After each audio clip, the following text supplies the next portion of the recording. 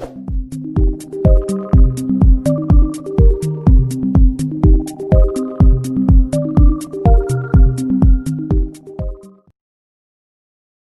दोस्तों, अपने कर रहे हैं कक्षा 10 का चैप्टर 10.2 और 10वीं चैप्टर का नाम है बिंदु पथ।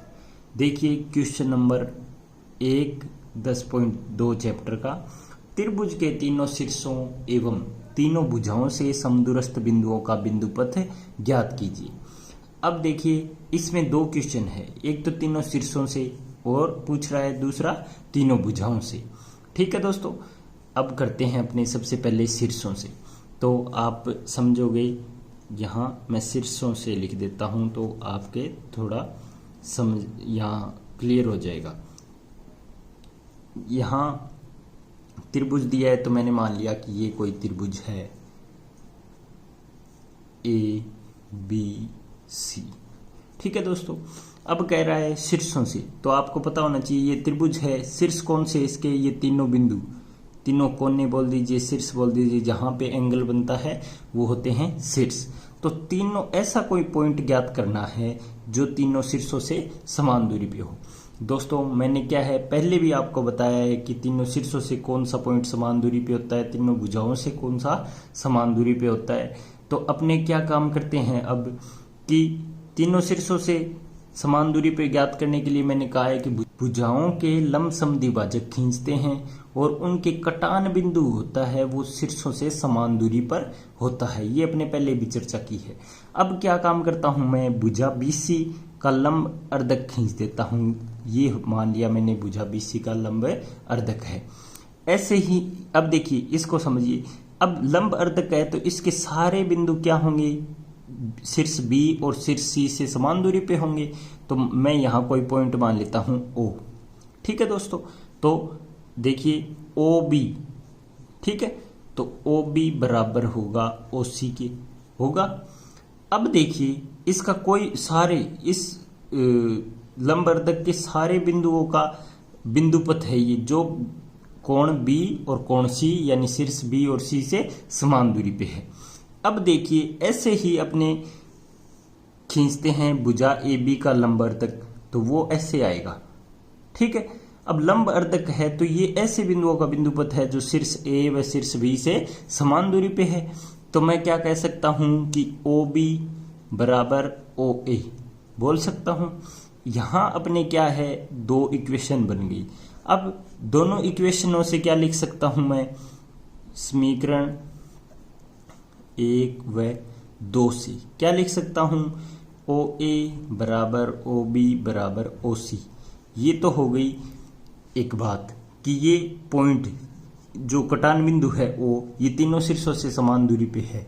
लेकिन आप देखिए कि इस लंब अर्धक का प्रत्येक बिंदु बी से और सी से समान दूरी पे है। इसका लंब अर्धक का प्रत्येक बिंदु कोण ए और कोण बी से समान दूरी पे है। ऐसे ही कोई तीसरा आएगा ऐसी भुजा का, वो ओ पे काटेगा, तीनों को ओ पे काटेगा, वो बिंदु ए व बिंदु सी से समान दूरी पे, जो अपने सिद्ध कर दिया। अब देखिए ये क्या है, लंब अर्धक, ठीक है, या समद्विभाजक बोल दीजिए। अब इन तीनों का कटान बिंदु होता है, उसका नाम होता है परिकेंद्र।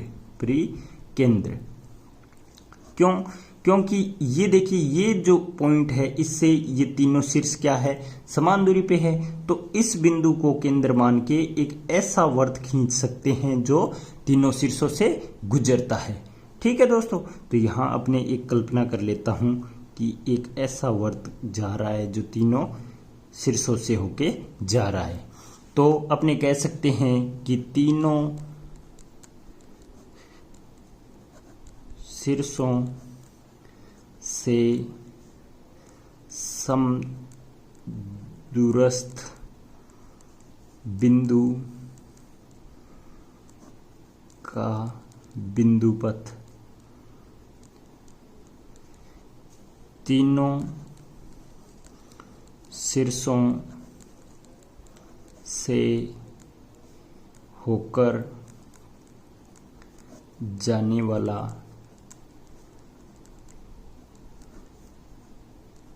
वृत्त का केंद्र होगा।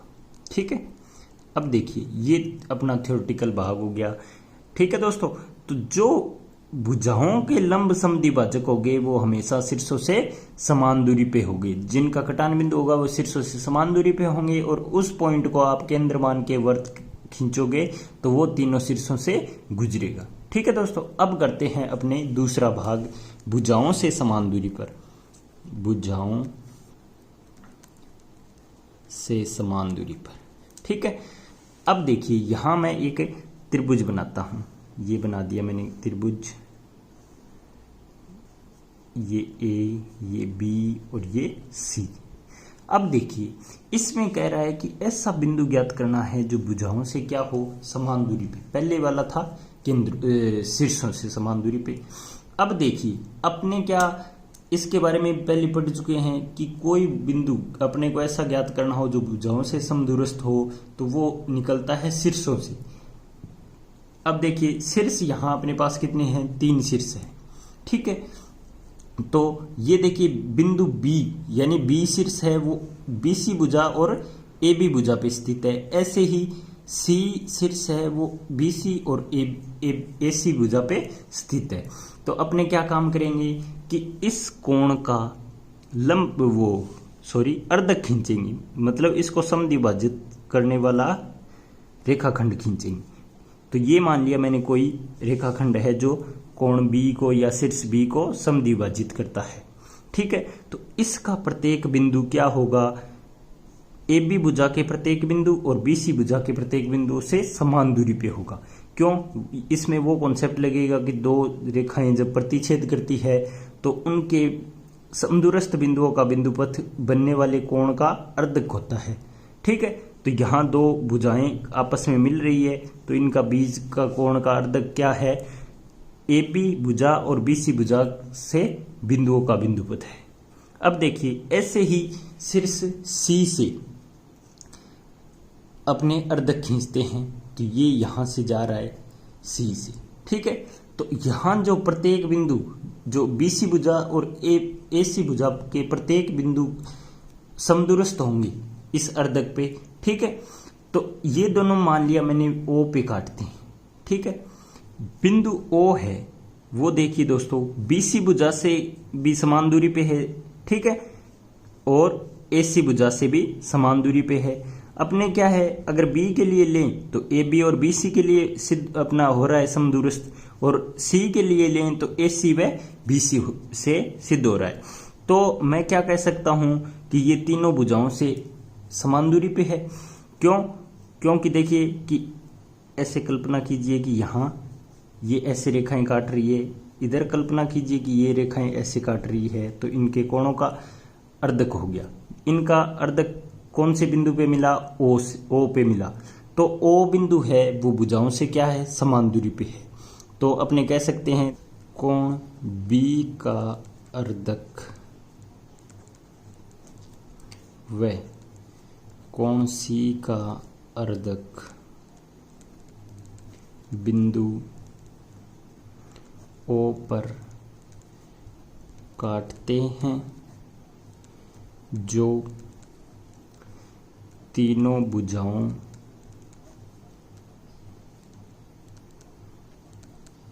क्रमशः ए बी बी सी व ए सी से समदूरस्थ है।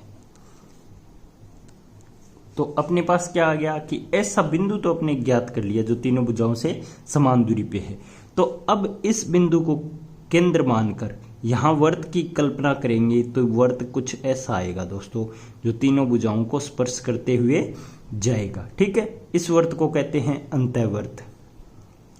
अंतःवर्त। और इस बिंदु ओ को कहते हैं अंतः केंद्र। क्या कहेंगे, ओ को यहां लिख देता हूं, ओ क्या है, अंतः केंद्र। ठीक है दोस्तों, तो अपने क्या है भुजाओं से समान दूरी पे क्या आ गया कि तीनों भुजाओं को स्पर्श करके जाने वाले वर्त का केंद्र है वो तीनों भुजाओं से समदूरस्थ होता है। तो अपने यहां लिख देंगे कि तीनों भुजाओं से होकर जाने वाले वर्त का केंद्र तीनों भुजाओं से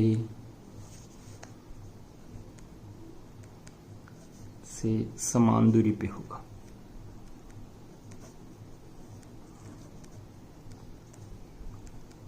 ये अपना क्वेश्चन हो गया दोस्तों।